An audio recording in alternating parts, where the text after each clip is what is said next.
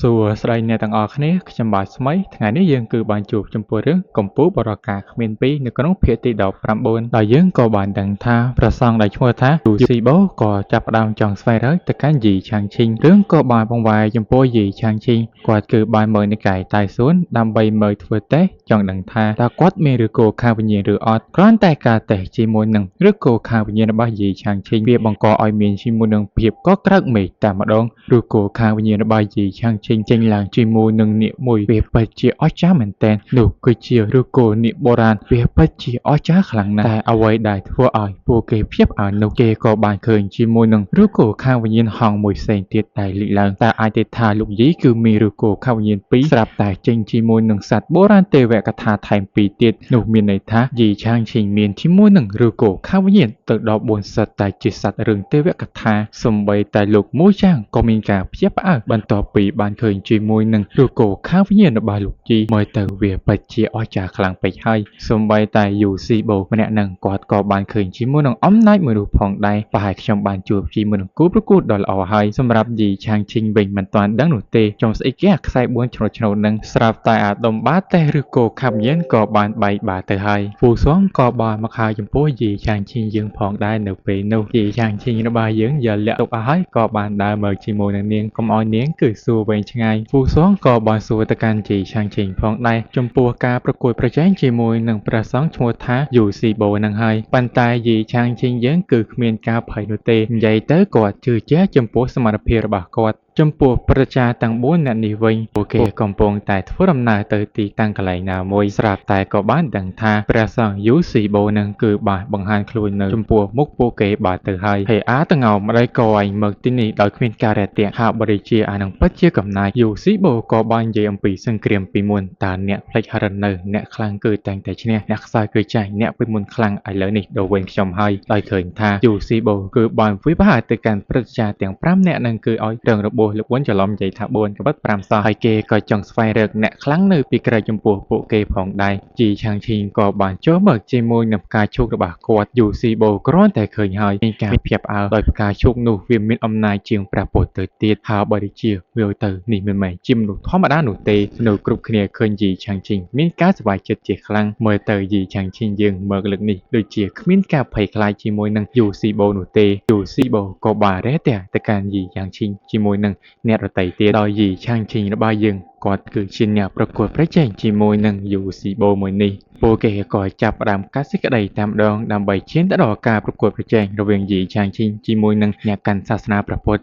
យីឆាងឈីងក៏ចាប់ផ្ដើមសួរតើអ្វីទៅគឺជាព្រះពុទ្ធយូស៊ីបូគាត់មិនអាចឆ្លើយបានទេដោយសារតែគាត់ថាព្រះពុទ្ធគឺជាភាវៈដែលគ្មានជីវិតប៉ុន្តែបើតើអ្វីដែលយីឆាងឈីងរបស់យើងនិយាយព្រះពុទ្ធមុននឹងត្រាស់ដឹងគាត់ក៏ជាមនុស្សឬក៏មានការយល់ដឹងដូចជាមនុស្សរបស់យើងប៉ុន្តែគាត់ឆ្លងកាត់ជាមួយនឹងការយល់ដឹងគ្រប់បែបយ៉ាងអាចខ្លាចទៅជាអ្នកត្រាស់ដឹងកន្លែងណាអត់សូវយល់ទេខ្ញុំនិយាយតាមការយល់របស់ខ្ញុំទេកន្លែងត្រង់ហ្នឹងយីឆាងឈីងរបស់យើងគឺជាអ្នកឈ្នះឥឡូវនេះដល់វេនចំពោះយូស៊ីបូម្ដងគាត់ក៏បានសួរតើអ្វីទៅគឺជាសាសនាតាលើដូច្នោះហើយព្រឹទ្ធាចារ្យនៅខាងនេះមានការខឹងគឺជាព្រឹទ្ធាចារ្យឆាងស៊ွန်យៈអបកាច់មិញលោកយីបានសួរថាអ្វីជាព្រះពុទ្ធវាក៏ចាប់ផ្ដើមសួរអ្វីទៅគឺជាអ្នកកាន់សាសនាតាមើលទៅមិនដឹងថាលោកយីនឹងអាចបកស្រាយបានឬអត់យីឆាងឈីងយើងវិញសំណួរប៉ុណ្នេះស្មានតែខ្ញុំអាចដោះស្រាយមិនដែរឬទេយីឆាងឈីងយើងក៏ចាប់ដើមរៀបរាប់ប៉ុន្តែខ្ញុំអត់ដឹងថាគេនិយាយមិនទេពួកអីអត់យល់មែនជាទៅរឿងហ្នឹងគេនិយាយបែបប្រកបន័យហើយខ្ញុំនឹងគ្មានយល់ទេឲ្យតែនិយាយប្រកបន័យតែឥឡូវទាំងអស់គ្នាចឹងបាច់ដឹងឯងដឹងត្រឹមថាការប្រកួតប្រជែងជាមួយនឹងយីឆាងឈីងហ្នឹងយូស៊ីបូហ្នឹងដឹងតែអាចយកឈ្នះទៅកាន់យីឆាងឈីងទៅបានហើយព្រោះថាយីឆាងឈីងរបស់យើងហ្នឹង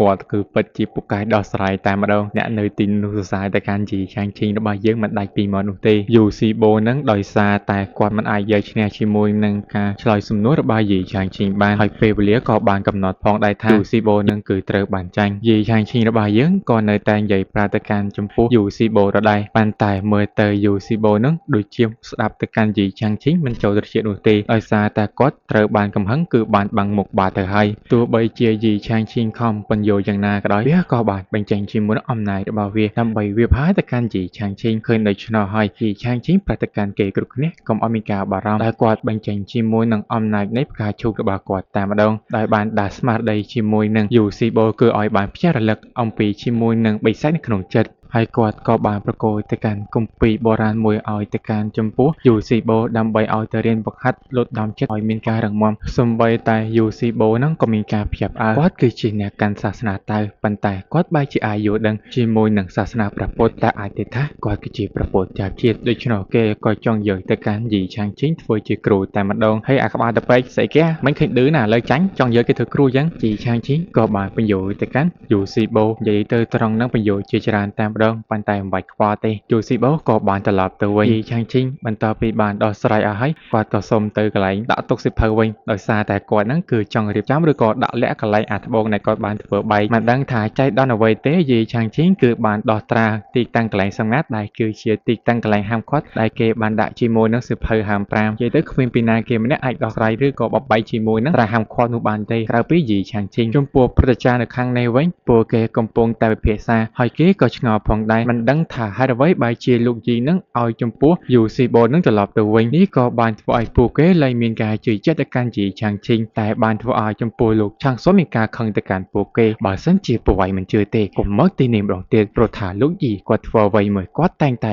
មានជាមួយនឹងផែនការបំរុងទុកបាទទៅហើយដូច្នោះបើសិនជាពួកឯងមិនចង់ងាប់ទេគួរតែដឹងហើយពួកគេគ្រប់គ្នាក៏ចាប់ផ្ដើមសុំទោសពួកគេក៏លែងហ៊ានគិតដូច្នេះផងដែរមនុស្សនៅក្នុងនិកាយតែសួនវិញក៏បានប្រាប់ថាយីឆាងជីងគាត់គឺបានបំបីជាមួយនឹងត្រាដែលបានបាត់បង់ឬក៏ជាទីតាំងកន្លែងហាមឃាត់នោះហើយបានបញ្ចេញជាមួយនឹងពន្លឺដ៏ស្រស់ស្អាតនៅទីនោះផងដែរចំពោះព្រឹត្តិការណ៍ក៏បានប្រតិកម្មចំពោះលោកឆាងសុនទីតាំងដែលពួកយើងមិនអាចដោះស្រាយបានត្រូវបានលោកយីគឺបានដោះស្រាយបានដោយទីនោះវាគឺបានប្រកបជាមួយនឹងការយល់ដឹងនិងការបង្ហាត់របស់គេគឺកាន់តែខ្លាំងនេះបានធ្វើឲ្យចំពោះលោកឆាងសុនមានការសប្បាយចិត្តមើលទៅនេះជាអ្វីដែលលោកយីគឺបានបន្សល់ឲ្យពួកយើងមានអរិទេគាត់ក៏បាននឹកឃើញកាប់ពិតទៅលោកយីគាត់គឺបានរៀបចំទុកពុតមែនហាក់បីជាគាត់ចង់ឲ្យយើងវឹកហាត់ដើម្បីប្រកួតប្រជែងជាមួយនឹងយូស៊ីបូព្រោះថាមានតែការប្រកួតប្រជែងនោះទេទើបអាចធ្វើឲ្យពួកគេមានការរីកចម្រើនទាំងអស់គ្នានេះបានធ្វើឲ្យចំពោះប្រជាជនទាំងប្រមាណអ្នកនឹងក៏ចាប់ផ្ដើមយល់អំពីគោលបំណងរបស់យីឆាងជីងតែនេះគឺយីឆាងជីងធ្វើទាំងមិនដឹងខ្លួននិយាយទៅមាំងតែឯងតែម្ដងចំពោះយីឆាងជីងវិញគាត់មើលចំពោះសិភៅទាំងអស់នេះហួយអញមើលមិនយល់ទេដូច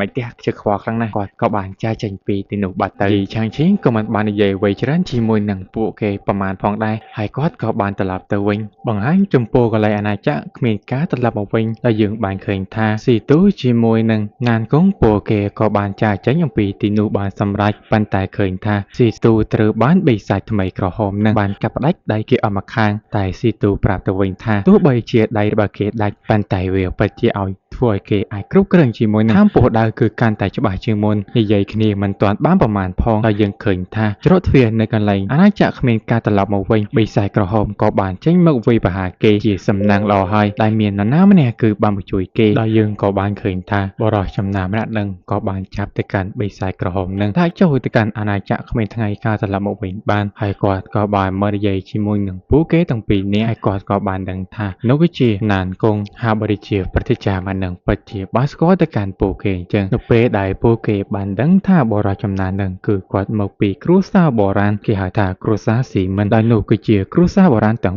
4ដោយគេបាននិយាយតគ្នាថាប្រសិនបើមានគ្រោះមហន្តរាយគ្រួសារទាំង4នឹងរួមកម្លាំងគ្នាដើម្បីជួយសង្គ្រោះពិភពលោកតើនេះពិតជាការពិតមិនដែរទេប៉ុន្តែឃើញថាគាត់នឹងដូចជាបានចាក់ចេញអំពីកុសសម្ព័ន្ធជាយូរហើយគាត់ក៏បានសួរពួកគេផងដែរថាតើពួកឯងទាំងពីរនាក់បានយកអ្វីចេញអំពីអាណាចក្រគ្មានការត្រឡប់មកវិញពួកគេក៏បានប្រាប់ដោយពួកគេបានយកថ្មហ៊ុនយួនព្រោះថាគាត់ក៏ត្រូវការថ្មហ៊ុនយួនផងដែរព្រោះថាកាលពី5ឆ្នាំមុននៅទីនេះត្រូវបានការពារទៅដោយដើមឈើបុរាណមិនដឹងថាហេតុអ្វីគាត់ក៏បានបាត់ខ្លួនហើយខ្ញុំក៏បានប្រែជាមួយនឹងធម្មពលជាច្រើនរួមផ្សំជាមួយនឹងជីវិតរបស់ខ្ញុំពាក់កណ្ដាលនៅទីនេះដើម្បីបិទជិះកុំឲ្យបិសាចទាំងអស់នោះចាចេញប៉ុន្តែយ៉ាងណាក៏ដោយចំពោះពួកគេនៅតែមិនព្រមប្រគល់ថ្មហ៊ុនយួនឲ្យទៅការចំពោះគាត់ដដែលឬដូច្នោះគាត់ក៏បានបញ្ចេញអំណាចតែម្ដងដើម្បីដាក់សម្ពាធសង្កត់ទៅកាន់គេពួកគេទាំងពីរនាក់ក៏បានប្រាប់ពួកគេគឺមិនអាចប្រគល់បានទេដោយសារតែពួកគេយកថ្មហ៊ុនយន្តមួយនេះក៏ឲ្យទៅកាន់ចំពោះលោកយី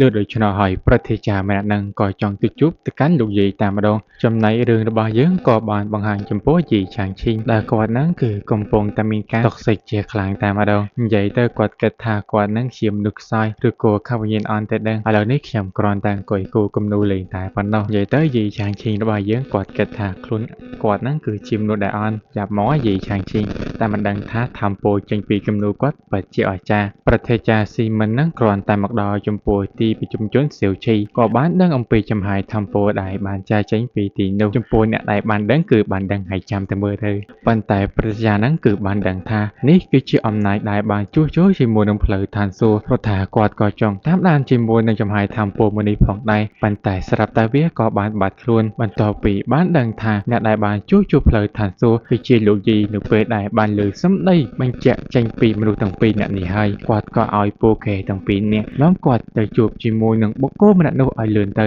ដើម្បីអត់ទាញគាត់ចូលទៅកាន់កោសម្ព័ន្ធត្រកូលបុរាណទាំង4ប៉ុន្តែពួកគេក៏បានជួបជាមួយនឹងអតិរបីជាមួយនឹងអាធិរាជខ្មៅប្រតិចារនោះគិតថាហេតុអ្វីបានជួបជាមួយនឹងបិសាចដែលលើសជាមួយកម្រិតស្ដេចបិសាចទៅទៀតប្រឹងបើការវិភាក៏ត្រូវបានបរិះទាំងពីរនាក់នេះគឺបានហាមឃាត់នេះគឺជាសត្វចិញ្ចឹមរបស់លោកយាយគ្រាន់តែលើមានការភ្ញាក់ផ្អើលតែម្ដងអាធិរាជខ្មៅក៏ចង់សួរពួកគេហេតុអ្វីមើលទីនេះបន្ទាប់ពីបានដឹងថាយកថ្មហ៊ុនយន្តឲ្យទៅកាន់លោកម្ចាស់របស់គេក៏ឲ្យចូលប៉ុន្តែអត្តាកញ្ច័ននេះដូចជាមិនដែលឃើញទេហើយមកគួរតែផ្ដល់ចំពោះរង្វាន់ឲ្យទៅកាន់លោកម្ចាស់របស់ខ្ញុំផងដែរនេះគឺបានធ្វើឲ្យចំពោះពួកគេកាន់តែមានការបារម្ភអាធិរាជខ្មៅរបស់យើងមិនខ្វល់ទេឲ្យទៅជួបលោកម្ចាស់អញពួកឯងតែងតែមានសំណាងដូច្នេះពួកឯងចូលក៏ត្រូវតែមានអំណោយផងដែរឲ្យទៅកាន់ចំពោះលោកម្ចាស់របស់អញនេះគឺបានធ្វើឲ្យចំពោះព្រះចាស៊ីមិនកាន់តែខឹងប៉ុន្តែក៏ត្រូវបានសន់ជានឹងគឺបានប្រាប់ថាការប៉ាទៅលោកព្រះចាស៊ីមិនគឺបានជួយសង្គ្រោះខ្ញុំបើមិនដូច្នោះទេខ្ញុំប្រហែលមិនអាចយកចំពោះថ្មហ៊ុនយន្តឲ្យបានទេដូច្នោះអាធិរាជខ្មៅក៏ឲ្យចូលពួកគេក៏បានគោរពទៅកាន់យីឆាងឈី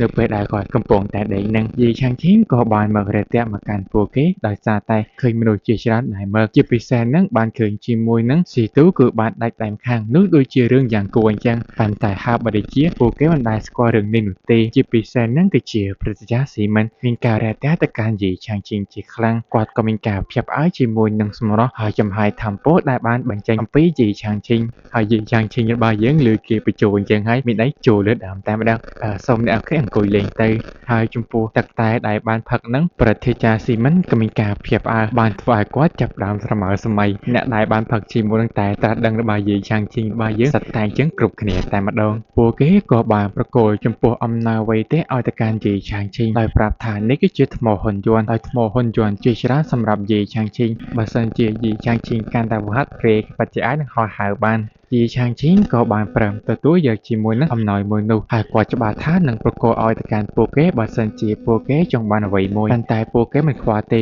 ព្រោះថាពួកគេសុខចិត្តលះបង់អ្វីគ្រប់យ៉ាងឲ្យទៅកាន់យីឆាងឈីចំជាឯងមើលទៅពួកគេពិតជាស្មោះស្ម័គ្រចំពោះខ្ញុំជាខ្លាំងដោយយីឆាងឈីរបស់យើងដោយសារតែខ្លួនមិនចង់ជំពាក់គុណអ្នកណាគេនោះទេដូច្នេះគាត់ពិតជាអាចបំពេញបំណងប្រាថ្នារបស់ពួកគេបានដោយពួកគេនឹងសិតតែចង់បានបំណងប្រាថ្នារឿងស៊ីទូគឺគ្រាន់តែចង់យល់ដឹងឲ្យច្បាស់អំពីចេតនាដែលចេញពីគំនូររបស់យីឆាងឈីចំណែកលោកណានគង់របស់យើងវិញគាត់គ្រាន់តែចង់ឲ្យលោកយីនឹងជួយបង្រៀនចំពោះការលេងអុកឲ្យកាន់តែខ្លាំងជាងមុនយីឆាងឈីក៏បានយល់ព្រមហើយចំពោះលោកស៊ីណានវិញតើអ្នកគឺចង់បានចំពោះអ្វីដែរឬទេលោកស៊ីណានដូចជាមិនចង់បានអ្វីឡើយហើយបើដូចជាខ្លួនពិតជាមិនចង់បាននោះទេមើលទៅប្រហែលគាត់គិតថាយីឆាងឈីមានរបស់អ្វីមួយដែលមិនអាចនឹងផ្ដល់គាត់ភ្ញាក់ផ្អើលទៅដែរប៉ុន្តែយីឆាងឈីដោយសារតែមិនចង់ឲ្យបាត់បង់ជាមួយនឹងទំនុកចិត្តមួយដូច្នេះអត់ឲ្យប្រកែកទេចាំបន្តិចខ្លួននឹងត្រឡប់មកវិញតែយើងក៏បានឃើញជាមួយនឹងដើមឈើអមតាមកនិយាយជាមួយនឹងស៊ីមិនដោយសារតែពួកគេគឺជាមិត្តភក្តិនឹងគ្នាស៊ីមិនក៏ចង់ដឹងពីការស្លាប់ឬក៏ការបាត់ខ្លួនរបស់ដើមឈើអមតាដើមឈើអមតារបស់យើងនឹងគាត់គឺបានស្លាប់ដោយសារតែមិនអាចឆ្លងផុតគ្រោះទុក្ខលំបាករបស់គាត់បានជាសំណាងល្អហើយយីឆាងឈីរបស់យើងជាម្ដាមហើយគាត់ក៏អាចបន្តជាមួយជីវិតរបស់គាត់បន្តទៀតអ្វីជាពិសេសជាមួយនឹងអត្តសញ្ញាណរបស់យីឆាងឈីដែលលោកម្ចាស់មានជាមួយនឹងឬក៏ខាវិញ្ញាណទៅដល់4សិតតែជាមួយនឹងសត្វទេវកថាតែម្ដងបើសិនជាត្រានៅក្នុងខ្លួនរបស់លោកយេគឺត្រូវបានបើកនោះមានន័យថាបង្កឲ្យភាពចលាចលញ័រទៅដល់មេឃដង្កើដីនេះបានធ្វើឲ្យពួកគេមានការភ្ញាក់ផ្អើលយីឆាងឈីងក៏បានត្រឡប់មកវិញក៏បានប្រកួតជាមួយនឹងគំនូរឲ្យមកកាន់ពួកគេលោកស៊ីទូក៏បានបើកមើលគំនូរមួយនោះវាគឺបានធ្វើឲ្យគាត់កាន់តែយល់ច្បាស់អំពីអត្ថន័យដែរគឺកាន់តែខ្លាំងតែម្ដងនិយាយទៅគំនូររបស់យីឆាងឈីងដែលបានប្រកួតឲ្យពួកគេហ្នឹងមិនមែនជារបស់អន់ទេហើយរឿងរបស់យើងក៏បានបញ្ចប់តែនឹងផងដែរចាំមើលថ្ងៃស្អែក